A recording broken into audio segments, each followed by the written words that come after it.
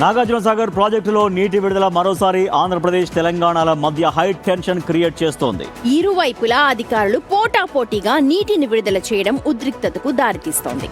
ఆంధ్రప్రదేశ్ అధికారులు 2000 క్యూసెక్కుల నీటిని విడుదల చేశారు. దీంతో తెలంగాణ అధికారులు సైతం ఎడమ కాలువకు 2000 క్యూసెక్కుల నీటిని విడుదల చేశారు. నీటి విడుదలకు కేటాయింపులు లేకుండా విడుదల చేయడంపైనే ఇప్పుడు అభ్యంతరాలు వ్యక్తమవుతూ ఉన్నాయి.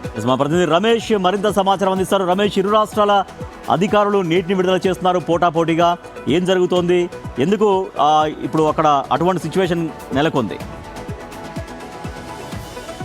రైట్, ఖచ్చితంగా వాటర్ ని రిలీజ్ చేయాలంటే ఇరు రాష్ట్రాలు ఎవరైనా కానీ కేఆర్ఎంబి బోర్డు పర్మిషన్ ఖచ్చితంగా తీసుకోవాలి. మళ్ళీ సోమవారం రోజే భేటీ అయింది. ఈ భేటీ కూడా అర్ధాంతరంగా వాయిదా పడి 4వ తారీఖు వాయిదా పడింది. ఈ నీటి లభ్యత విషయంలో ఏదైతే 147 టీఎంసీలు నాగార్జున సాగర్ శ్రీశైలంలో కలిసి కనీస నీటి మట్టానికి పైన ఉన్నటువంటి ఈ 147 టీఎంసీలని ఏ విధంగా డివైడ్ చేసుకోవాలని అయితే ఇందులో భాగంగా ఆంధ్ర 70% వాటా అడుగుతుంది. అదేవిధంగా తెలంగాణకు కేవలం 30% ఇస్తామంటే ఇది సాగర్ మొన్న సోమవారం జరిగింది, నిరవధికంగా వాయిదా పడింది. మరి ఎవరి ప్రమేయంతో, ఎవరి ఆర్డర్స్ తో ఇప్పుడు ఇరు రాష్ట్రాల అధికారులు నీటిని విడుదల చేస్తూ ఉన్నారు?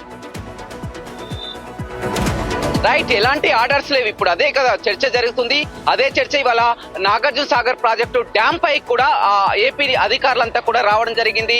నీటిని రిలీజ్ చేసే కోసం రావడం జరిగింది. అప్పుడు సిఆర్పిఎఫ్ బలగాలు కానీ తెలంగాణ ఇరిగేషన్ అధికారులు కానీ వారిని అడ్డుకోవడం జరిగింది, అడ్డు చెప్పడం జరిగింది. ఎలాంటి పర్మిషన్ లేకుండా ఏ విధంగా వాటర్ ని రిలీజ్ చేస్తారని అడ్డుకోవడం జరిగింది. కానీ వారి పవర్ హౌస్ ఏదైతే రైట్ కెనాల్ పవర్ హౌస్ ఉంటుందో దానికి తెలంగాణపై ఆజమాయిషి ఉండదు, వారి పరిధిలోనే ఉంటుంది. కాబట్టి వారు అక్కడ వచ్చి వాటర్ ని రిలీజ్ చేయడం జరిగింది.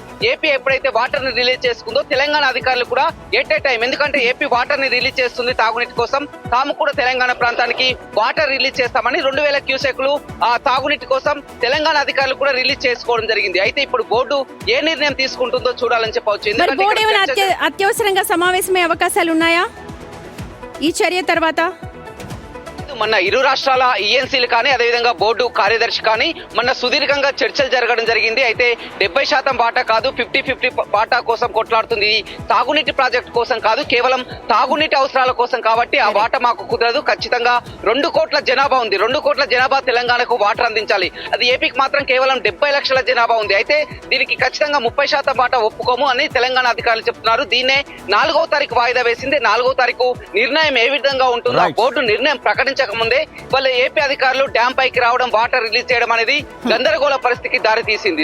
Right Ramesh, thank you. అది ఎవరి ప్రమేయం లేదంటే ఆల్రెడీ నీళ్లు నిప్పులు రాజేస్తూ ఉన్నాయి. ఇంతవరకు ఎలాంటి పరిష్కారం దొరకలేదు. ఇలాంటి టైంలో మరి అధికారులు ఎలాగ నీళ్ళని విడుదల చేసుకున్నారు? వాళ్ళు చేశారని వీళ్ళు చేశారని వాళ్ళు. అవును, కృష్ణా జిల్లాలో యాక్చువల్ గా వాటా కోసం తెలంగాణ ప్రభుత్వం ఎప్పటి నుంచో అడుగుతూ ఉంది. అంటే ఆ వాటాలు తేలిస్తే ఎవరి నిష్పత్తి ఏంటో తేలితే దాని ప్రకారం నీటిని వాడుకోవచ్చు అనేది. సో ఇప్పుడు కేఆర్ఎంబి సమావేశం ఇందాక చెప్పినట్టుగా అర్థాంతరంగా ముగియడం, ఇప్పుడు అధికారులు ఏపీ అధికారులు రాగానే వాళ్ళు నీటిని విడుదల చేయగానే లేదు మళ్ళీ మేము కూడా నీటిని విడుదల చేసుకుంటామని తెలంగాణ అధికారులు ఫస్ట్ తాగునీటికి అవసరం, ఆ తర్వాత సాగునీటికి, అదంతా అయ్యాక అప్పుడు జల విద్యుత్ సంబంధించి చేయాలి. కానీ ఇవేం పట్టించుకోకుండా మరి అధికారులు ఎవరి నిర్ణయంతో రివర్ మేనేజ్మెంట్ ఎట్లా రియాక్ట్ అవుతుందో